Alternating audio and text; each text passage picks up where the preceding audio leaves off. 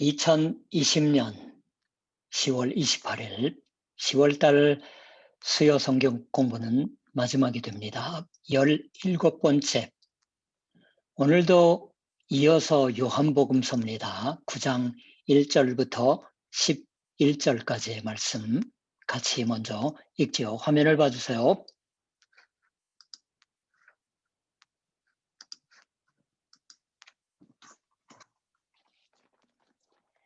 예수께서 길을 가실 때에 날 때부터 맹인된 사람을 보신지라. 사람들이 물어 이르되 랍비여, 이 사람이 맹인으로 난 것이 누구 죄로 인함이니이까? 자기니이까 그의 부모니이까? 예수께서 대답하시되 이 사람이나 그 부모의 죄로 인한 것이 아니라 그에게서 하나님이 하시는 일을 나타내고자 하심이라. 때가 아직 낮음에 나를 보내신 이 일을 우리가 하여야 하리라. 밤이 오리니 그때는 아무도 일할 수 없느니라. 내가 세상에 있는 동안에는 세상의 빛이로라. 이 말씀을 하시고 땅에 침을 뱉어 진흙을 이겨 그의 눈에 바르시고 이르시되 실로암 못에 가서 씻으라 하시니, 실로암은 번역하면 보냄을 받았다는 뜻이라. 이에 가서 씻고 밝은 눈으로 왔더라. 이웃 사람들과 전에 그가 거린인 것을 보았던 사람들이 이르되 이는 앉아서 구걸하던 자가 아니냐. 어떤 사람은 그 사람이라 하며 어떤 사람은 아니라 그와 비슷하다 하거늘 자기 말은 내가 그라 하니, 그들이 묻되 그러면 네 눈이 어떻게 떠졌느냐. 대답하되 예수라 하는 그 사람이 진흙을 이겨 내 눈에 바르고 나더러 실로암에 가서 씻으라 하기에 가서 씻었더니 보게 되었노라. 지금 같이 읽은 성경의 말씀은 오늘 읽은 것으로 끝나는 것이 아닙니다. 더 앞이 있어요. 그것은 반드시 나중에라도 자신의 성경으로 읽어 주셨으면 합니다. 말하자면 이것은 이 요한복음서 9장 전체 41절까지 있는데 오늘은 11절까지만 읽은 셈이에요. 요한복음서 9장 전체가 말씀하고 있는 긴 스토리의 발단이라고 할까? 연극의 비유에서 말하면 그 제1막이라고 해야 할 것입니다. 그러니까 그 전체를 바라보면서 같이 생각하지 않으면 안 된다고 생각하지만 유감스럽게도 성경 공부의 자리에서는 그 정도의 주의 깊은 일을 우리가 할 수가 없으므로 그 제1막만을 같이 읽어보았던 것입니다. 게다가 여기서만 우리가 생각하지 않으면 안 될 것이 실로 많이 말씀되고 있습니다. 아니, 정말을 말씀드리면 이와 같은 짧은 성경 공부로는 정말로 우리가 덤벼들 수가 없을 만한 깊은 그리고 중대한 문제가 여기 등장해 오고 있습니다. 이렇게 되면 오히려 여러분들과 같이 주저앉아서 혹은 더 정확히 말하면은 무릎 꿇고서 같이 기도도 하면서 하나님께로부터 빛을 주어받지 않으면 안 될 것 같은, 하나님이 빛을 주시지 않으면 안 될 것 같은 그러한 문제에 부딪히고 있는 것입니다. 이렇게 말씀드리면 뭔가 엄청나게 심각할 법한 얘기가 되겠지만 확실히 한편으로는 심각할지도 모르겠어요. 그러나 또 한편에 있어서는 대체로 인간으로서 열심히 이 세상 속을 살아가려고 할 때 반드시 어딘가에서 부딪히는, 그러한 의미에서는 조금 더 별나지 않은 그러한 문제를 오늘 성경 공부에서 배웁니다. 여기 말하자면 주역이 되어서 등장하고 있는 것은 한 사람, 날 때부터 눈이 종래 뜨이지 않았던 남자입니다. 특히 이 시대에요, 특히 그러한 날 때부터의 생애가 주어져 있는 일을 불쌍히 여기고, 게다가 단지 사람들이 불행하다고 해서 동정해 준다고 하는 것에 그치지 않고, 이것은 하나님께 버림받은 것이 아닌가라고 또 생각했습니다. 그런 선천적인 불행은 하나님께 저주받고 있는 표적이 아닌가라고조차 생각했습니다. 게다가 그와 같은 하나님으로부터 주어진 화로다라고 생각이 되면은 그걸 왜냐고 묻게 됩니다. 고금동서 불행이 있는 곳, 항상 이 물음이 생겨나고, 이 물음이 생겨나는 곳, 이와바 이른바 종교가 생겨났다고 해도 과언이 아니라고 생각합니다. 거기서 곧바로 물어지는 것은 이 불행이 대체 누구의 탓이냐고 하는 것이었습니다. 이 남자를 둘러싸고도 끊임없이 주위에서 문제로 삼았음에 틀림이 없었습니다. 이 불행은 죄의 사인이 아닌가, 그 죄에 대한 처벌, 인과 또는 과보로서의 불행이 아닌가, 우리로서 말한다면 곧바로 인과응보라고 말을 꺼낼지도 모르겠어요. 전세에 인연이라는 둥 생각해버리는 사람이 있을지도 모릅니다.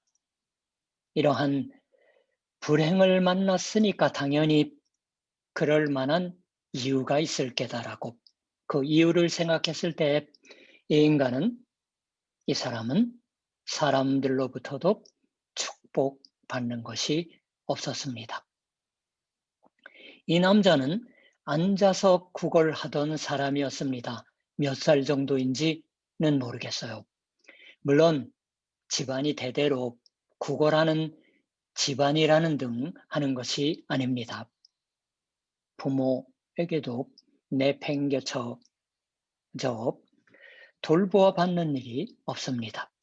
길가에 앉아서 구걸을 하는 수밖에 없었습니다.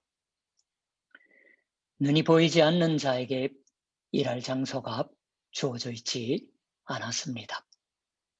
이렇게 해서 날 때부터 눈이 보이지 않는 불행한 중에 있어서 타인에게 차별을 받고 저주받을 뿐만이 아니었습니다.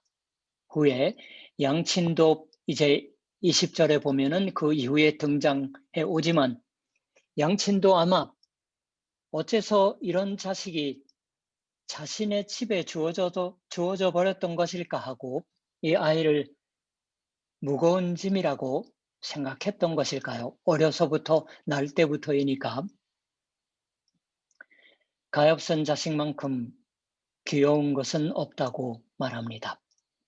장애를 가진 자녀분을 위해서 감동할 만한 사랑을 쏟고 있는 분들을 저도 알고 있습니다. 이처럼 사람들로부터 버려지고 버려지진 않을지라도 관심의 대상을 받지 못하며 동정의 대상은 꼭 될지도 모르지만, 또 유대인들의 입장에서 보면은 하나님에게서도 버림받고 있는 것이 아닌가 하는 처지에 있어서 이 남자가 줄곧 마음속에 묻지 않고는 있을 수가 없었던 것은 왜 나만이 이러한 일을 만나는 것인가 라는 것이었을지도 모르겠어요. 저희 사람들도 그러한 것을 문제로 했습니다. 이 남자가 어지간히 뭔가 나쁜 짓을 했기 때문인가, 그러나 날 때부터의 일이니까 그런 식으로 말들어도 책임을 질 도리가 있을 리가 없죠. 양친이 죄를 범했으니까 그 벌인가, 양친이 범한 죄를 자신이 책임을 지지 않으면 안 된다 따위에 불합리한 것은 없을 것이에요. 아무리 생각해도 설명이 되지 않습니다. 단지 자신의 참으로 불평등한 처지, 딴 사람들은 눈이 보이고 있어서 똑똑히 볼 수가 있는 것을 자기만은 볼 수가 없는 것이에요. 왜 이러한 불공평한 일이 일어나는 것인지, 왜 이러한 불행한 인간이 이 세상에 생겨나는 것인지, 왜 이러한 불운이 있는 것인지, 이것은 단순한 물음이지만 심각한 물음이기도 합니다. 옛날부터 계속 물어지고 있는 물음이라고도 말할 수 있겠지요. 여러분도 우리도 그러리라고 생각합니다. 실제로 눈이 부자유한 분으로 제 얘기를 듣고 있어서 주시는 분이 있을지도 모릅니다. 그러한 분은 이 남자의 마음을 아실 수 있으실 테지요. 그리고 또 다행히도 눈을 잃은 적이 없었던 인간도 다른 면에서 자신은 본래 당연히 주어져야 할 것을 주어져 있지 않다고 탄식할 적이 있을 것입니다.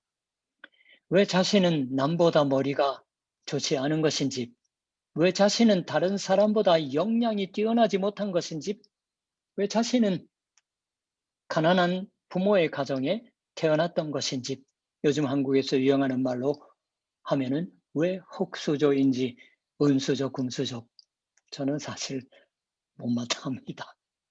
미디어가 그렇게 나누는 것을. 왜 자기는 시험 기간에 병이 들어버렸던 것인지, 왜 자기는 교통사고를 만났던 것인지, 왜 자신은, 죄송합니다, 이런 굉장히 기분이 안 좋고 싸움할 때일지도 모르겠어요. 하찮은 남편, 아내와 결혼했던 것인지, 왜 자신의 회사가 도산한 것인지, 코로나 탓인가? 한이 없습니다.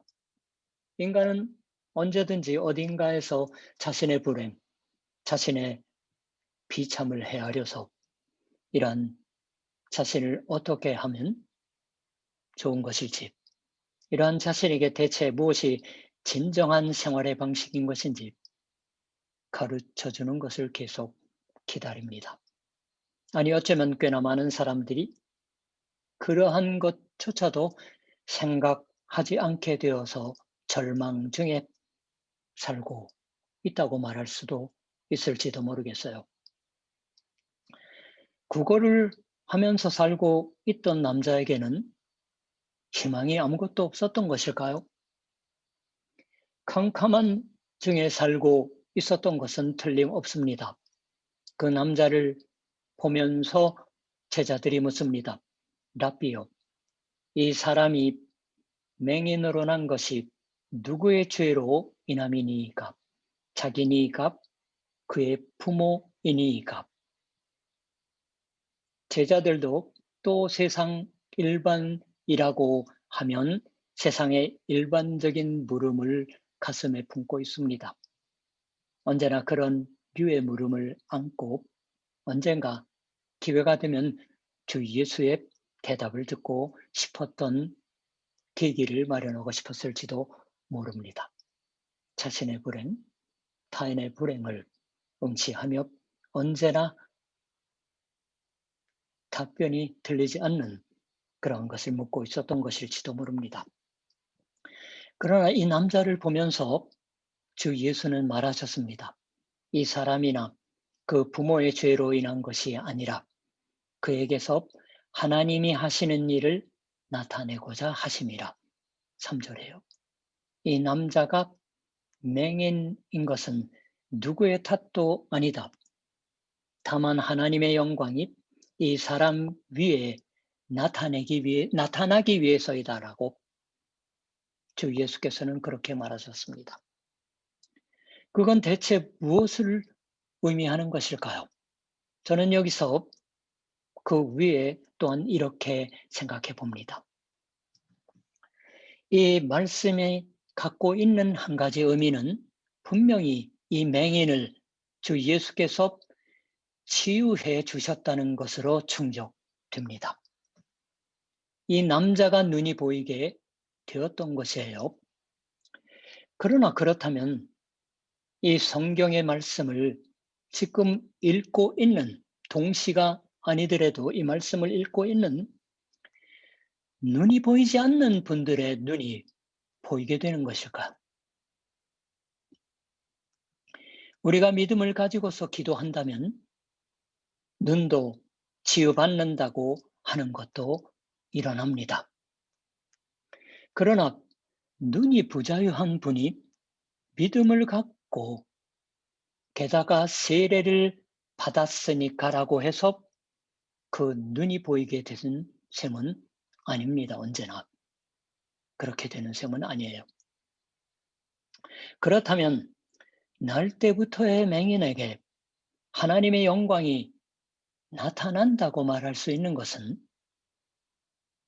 이 실로암의 연못물로 눈을 씻을 수가 있었던, 아니 주 예수께 눈에 진흙을 발라 받을 수가 있었던 남자만의 이야기인 것이지 다른 일체의 날 때부터의 맹인은 그냥 역시 절망의 생활을 하지 않으면 안 되는 것인가? 게다가 불가사의하게도 제가 아는 분들 중에도 빛을 잃은 채이지만 믿음이 주어지고, 아니 거기에 머무르지 않으며 목사까지 된 사람이 있습니다.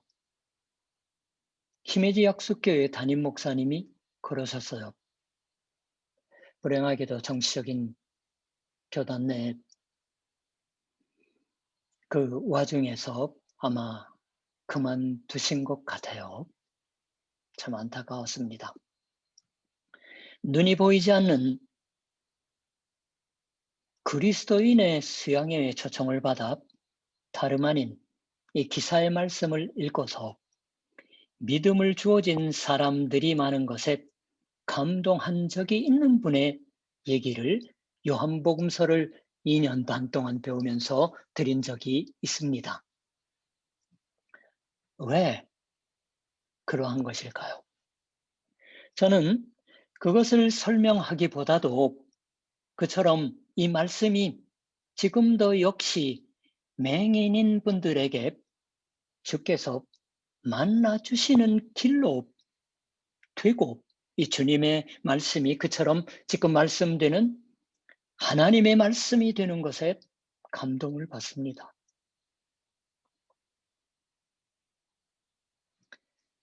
성경이 이 남자는 눈이 보이게 되었는데도 난 눈이 보이지 않는 채다라고 하나님이 불공평하시지 않느냐라고 생각하고, 이 성경의 말씀을 읽은 덕분에 점점 더 절망에 밑바닥에 빠져든다는 것이 아니라 눈이 치유받는다고 하는 것이 본인 자신에게는 조금도 일어나지 않는데도 그렇다. 나의 눈이 부자유한 것은 이 나에게 하나님의 영광이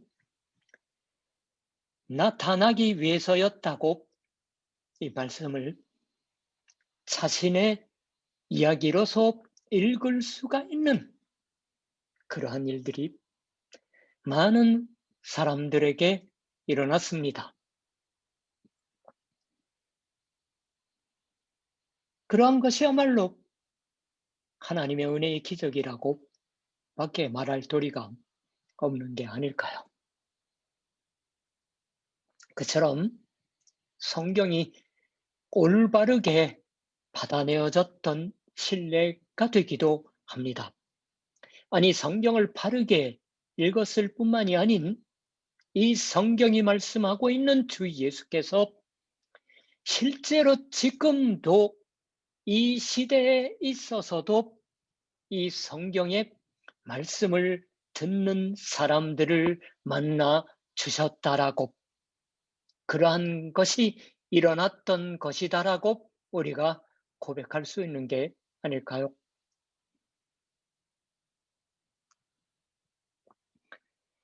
이 남자에게 일어난 하나님의 영광이 나타났다고 하는 사건은 대체 그렇다면 무엇이었던 것일까요?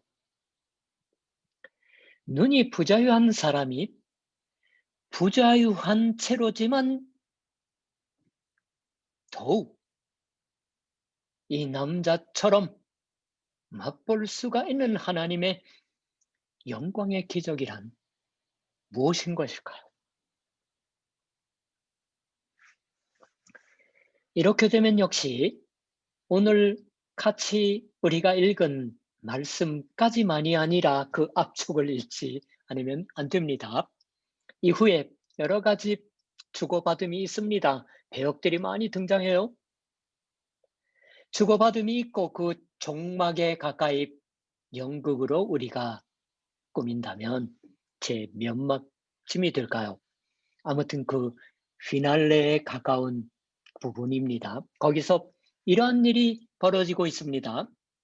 이 예전부터 맹인이었던 남자는 자기는 주 예수라는 분께 구원받았다. 그렇게 계속 말한 덕분에 사람들에게 추방을 당했습니다. 지금까지는 국어를 하면 베드로와 다른 사도들의 말씀 가운데에도 걷지 못하던 사람이 일어나는 기적이 베풀어지는 성경에 보면 성전을 향하는 길목이었어요. 지금은 어디였는지는 확실히 모르겠습니다. 지금까지는 그렇게 앉아서 국어를 하면 그래도 구제를 받을 수 있었을지도 모르지만 이제는 그럴 처지가 아닙니다. 따돌림이에요. 쫓겨난 사람이 있는 곳에 아니면은 우연히 마주쳤는지는 몰라요. 성경 그렇게 말씀합니다. 예수께서 오셔서 물으십니다. 네가 인자를 믿느냐? 35절에요. 내가 구주를 믿느냐고 물으셨던 것이에요. 남자가 대답합니다. 주여, 그가 누구시오니이까? 내가 믿고자 하나이다. 예수께서 말하십니다. 네가 그를 보았거니와 지금 너와 말하는 자가 그이니라. 37절에요. 듣자마자 남자가 엉겁결에 무릎 꿇고 말합니다. 주여, 내가 믿나이다. 눈이 열린 이 남자는 여기서 주 예수를 보고 그리고 주 예수를 예배하고 있습니다. 육체의 눈을 치유받는 일이 없었던 분들도 이 주 예수님을 만나 배웠습니다. 자기와 같은 자에게도 예수께서는 만나 주신다라고 믿을 수가 있어서 육체의 눈은 아직 보이지 않아도 영의 눈에 있어서 그 주 예수님의 모습을 볼 수가 있었던 분들은 많이 있습니다. 어째서 그러한 것이 가능한 것일까요? 여러 가지 이유를 여기서 물을 수가 있다고 생각하지만 한 가지만 이러한 것을 생각해 보고 싶습니다. 6절로 한번 돌아가 볼까요? 예수께서는 여기서 이 남자를 위해서 침을 뱉어서 흙을 이겨요. 손바닥에 흙을 담아서 하셨는지 땅에 뱉으면 잘 모르겠어요. 흙을 만들어서 진흙을 만든 셈이에요. 풀기가 있게 그 진흙을 소경의 눈에 바르셨다고 성경이 말씀해 주고 있습니다. 참 이상한 걸 하시는 거예요. 이런 성가신 일을 하시지 않아도 예수님 손으로 눈에 대시고 아니 눈에 대지도 않고 그대로 눈을 뜨라고 말로만 하면 그걸로 눈을 뜨게 하는 것을 간단히 하실 수가 있으실 거예요. 그렇지만 여기서는 굳이 이러한 일을 하십니다. 이 주 예수님의 처사에 어떤 사람은 창세기 2장이 정해주는 것처럼 하나님이 역시 흙을 이겨서 최초의 인간을 만드셨던 그 모습을 겹쳐서 읽는 사람도 있습니다. 그럴지도 모르겠어요. 새로운 인간을 지으시는 그 일을 여기서 하시고 있다고 읽을 수도 있습니다. 혹은 또 이렇게 해서 진흙을 눈에 발라서 눈을 치유한다고 하는 의사들의 행태가 당시 있었으므로 그 흉내를 어여시 보여서 이 남자에게서 불안을 제거해 주셨던 것이다라고 생각하는 사람도 또 있습니다. 그랬었을지도 모릅니다. 그러나 저는 이 열심히 진흙을 이겨서 눈에 바르고 있으시는 주 예수님의 손에 그 손놀림에 이 남자에 대한 깊은 하나님의 긍휼을 느낍니다. 하나님의 동정을 느낍니다. 우리의 가면을 쓴 동정이 아니라 그처럼 가장 고통스러운 곳에서 다쳐진 눈에 손을 대어주시는 하나님의 사랑의 손을 느끼는 것이 틀림이 없다고 생각합니다. 이 사람은 느꼈을 거예요. 이 남자는 눈에 진흙을 발라진 기묘한 모양인 채로 사람들 속을 지나 실로암 연못까지 걸어갑니다. 여러분 실로암 연못에 관련된 것을 한번 보시겠어요?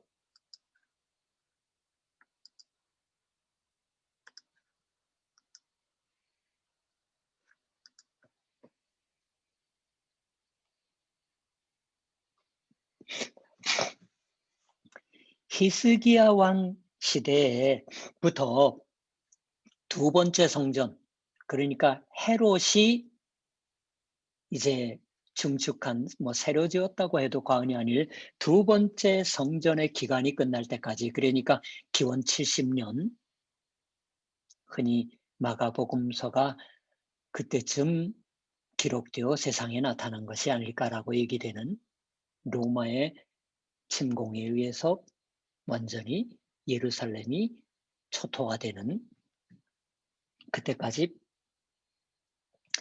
예루살렘, 이 마치 성벽으로 둘러싸인 이 도시의 중요한 담수, 마시는 물의 근원지였습니다. 이 웅덩이 유적이 20세기나 되어서 발견되어 실로암 연못에 신약 성경이 말씀하는 위치의 가능성이 있는 장소로 확인되기도 합니다. 이 실로암에 관한 첫 번째 언급은 이사야서 8장 6절에 언급되어 있어요. 우선 사진을 한번 보시는 것으로 시작할까요?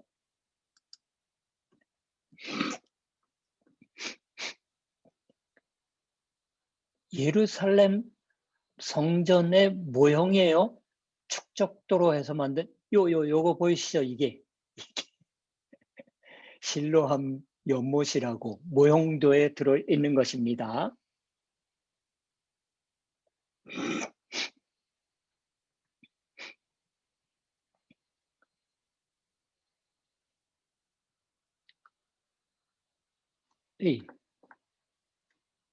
지금은 바닥적이지만 밑에서 퐁퐁 솟아나오는 게 아닐까요? 다 그 계단입니다. 실제로 그림을 그렸던 거예요. 당시에 이 문물이 이렇게까지. 이것은 수로의 터널이에요. 히스기야 왕이 소위 왕전이 성벽이 이제 적들에게 둘러싸여서 아무것도 못할 때 물을 끌어들였던 것이에요. 이런 수로가 남아 있습니다. 그림으로 추정한 것이지만 이렇게 남아 있는 거예요. 이게 그 터널입니다. 히스기야 왕 때 물이 통과되는 고고학적으로 발굴되어서 이렇게 남아 있는 거예요. 이걸 한 거예요, 사람들이. 이것과 관련된 여기도 물이 있잖아요. 그 위에 세워진 교회입니다. 아까 것은 예수님 당시의 모형이고요.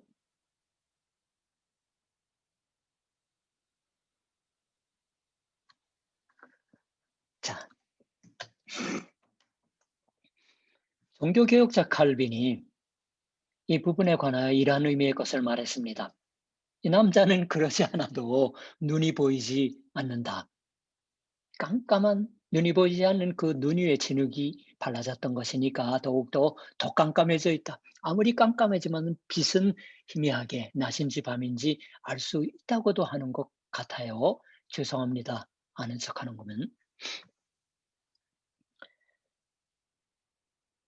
진흙이 발라졌던 것이니까 더욱더 깜깜해져 있습니다. 보이지 않는 눈 위에 진흙을 바른다고 하는 것은 지나친 요괴나고도 였을지도 몰라요. 그러나 그렇게 하신 주 예수님의 일하심을 이 남자는 완전히 신뢰하고 받아들여서 사람들이 비웃고 있을지도 모르는 속을 빠져나가서 보냄을 받았다라는 의미를 갖는 이름의 연못을 향해서 걸어갑니다. 나루호도라고 생각합니다. 하나님이 보내신 주 예수께서 그 보냄을 받은 자로서의 일하심을 하시는 거예요.